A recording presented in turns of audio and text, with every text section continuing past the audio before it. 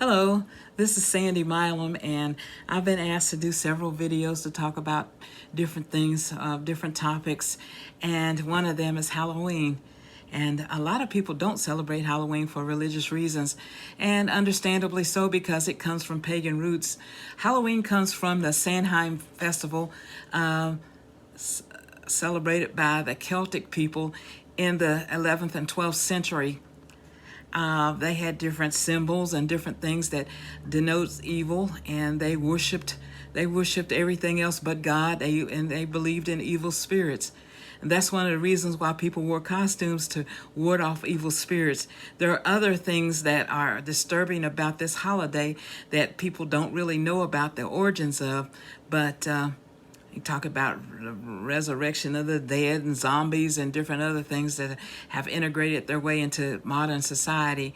But we have to be careful as Christians to be aware of these things. Now, when you figure out, I grew up in a regular household. We had a two-parent family, and we celebrated Halloween, not in a grand fashion, but just kind of, it was harvest. We'd dress up in costumes. We didn't have a whole lot of money, so we kind of homemade costumes. And my mom would take us out trick-or-treating. She would drive around, and we'd go to 3 or 4 streets over, get some candy, come home, and enjoy ourselves. But then society changed a little bit. I think the last time I went out for Halloween, I was 12 years old. I took my sister, and us and some neighbor boys, we all went out for Halloween, and that was the last time I went. Then society changed. I think my parents said I was too old, and they began to have second thoughts about different things. And it was a time of Halloween has always been a time of pranks. Bad pranks and different things, people turning over outhouses and other things. Halloween made its debut in the United States in the 1880s, and then the 1920s in Missouri. Then it became a staple of our society, and a lot of people start calling it a harvest festival. People would they'd get together, and they'd have pumpkins, and they'd have pumpkin carving contest and apple bobbing and different things, and just get together, have a dance and all these things. But then, later on it took over it has evolved to several different things. Back years ago, people would just go to door, and people would give children apples and different things like that, candy, and sometimes popcorn balls and all kinds of things. But that even changed because some people didn't like kids coming to their house, so they'd do evil things like put razor blades in apples, pins in apples, the popcorn balls. So it got to be where people had to individually wrap candy, would only accept individually wrapped candy. And then they had the x-ray machines at the hospitals where you could have your candy x-rayed against all this. This happened in the 1980s. Well, then there was a talk show called Talkline with Bob Larson. Bob Larson began to expose the evil roots of Halloween, and there was a fascination with the occult. And then there were rumors circulated that, there was some sacrifices made, and there was a rise in the worship of Satan and some other things that happened. So churches basically disassociated themselves with the holiday, rightfully so. But then, you have kids, and they're in school together, and they wonder why come we can't have Halloween, or we can't do something for Halloween because so-and-so is doing this, and they're not Satan worshipers, or they're not evil people. So I would hear this, and so I was working at a radio station at the time, and a friend of mine, both of us worked there, we decided to do something called the Heavenly Harvest. We talked to somebody at one of the local malls, and they thought it was a good idea because the mall was a safe, open space for children, and it was well supervised and everything else. And we could do things like have a costume contest. In this costume contest, we would discourage any witches, demons, vampires, anything evil, and we would put a positive spin on there, and we would give out prizes, and the kids could go to store, collect candy.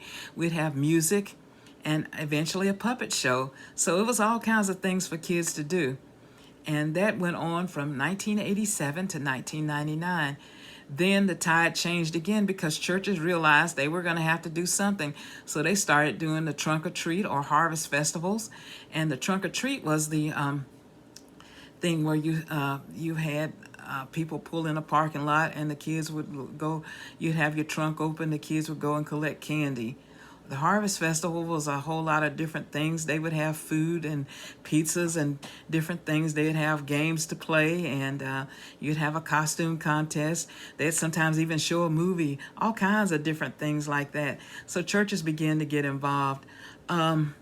And then, there were other organizations like in West Virginia, the Youth Museum of Southern West Virginia began to sponsor what they called a tailgate Halloween. And that's where it was kind of like a tailgate party. The kids would go around to the different organizations and they would give out candy. So it was something like that.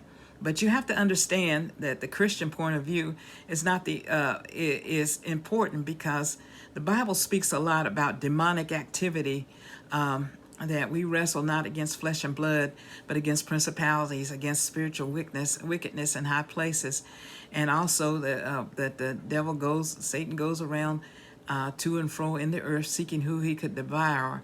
So they figured that and then there was witchcraft activities and something like that.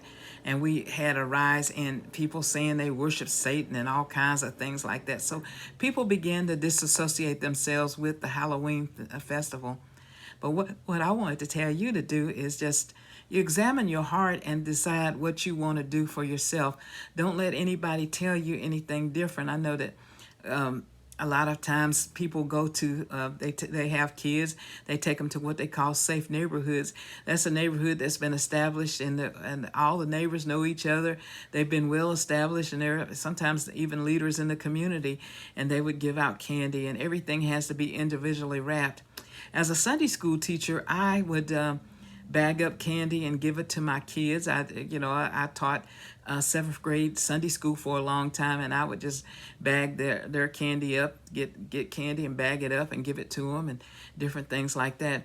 But actually Halloween, despite the evil and the origins of it, was a time to get together, and we started doing a harvest festival because there would be a time to get together and fellowship and have a good time, play games, get to visit with your neighbors and things like that.